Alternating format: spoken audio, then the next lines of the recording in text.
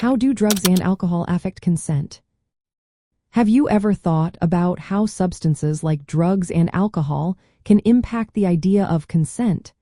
This is an important topic that touches on ethics and morality in our society. Let's break it down to understand how these substances can affect a person's ability to give consent. Consent is the voluntary and informed agreement to participate in an activity, such as sexual activity. For consent to be valid, a person must understand the situation, appreciate the consequences, and make a choice without any impairment. When someone is under the influence of drugs or alcohol, their cognitive functions can be impaired. This means they might struggle to process information or evaluate risks effectively. Imagine trying to make a decision when your mind is clouded. Intoxication can lead to confusion, making it hard for someone to fully grasp what they are agreeing to. This raises ethical concerns because consent given in such a state may not truly reflect the person's will. Another important point is that the ability to consent is not always the same. It can change over time.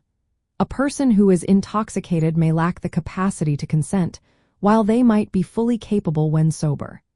Additionally, addiction and withdrawal can complicate this situation, as someone may still have impaired judgment even when not currently using substances.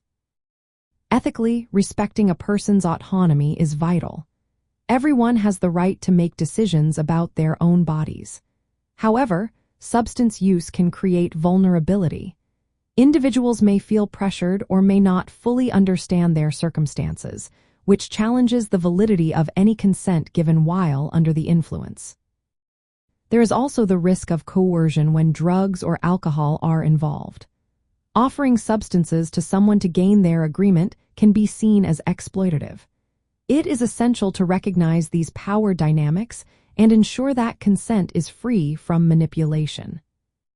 From a legal standpoint, many laws recognize that consent obtained while intoxicated may not be valid, especially in sexual contexts. Professionals working with individuals who are under the influence must be careful to ensure that consent is informed and voluntary. They may need to wait until the person is sober to obtain valid consent.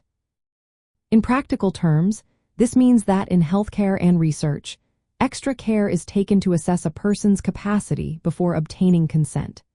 In social and legal contexts, consent given while intoxicated is often scrutinized to protect those who may be vulnerable. Education about how drugs and alcohol affect decision-making is also important to encourage responsible behavior and respect for others.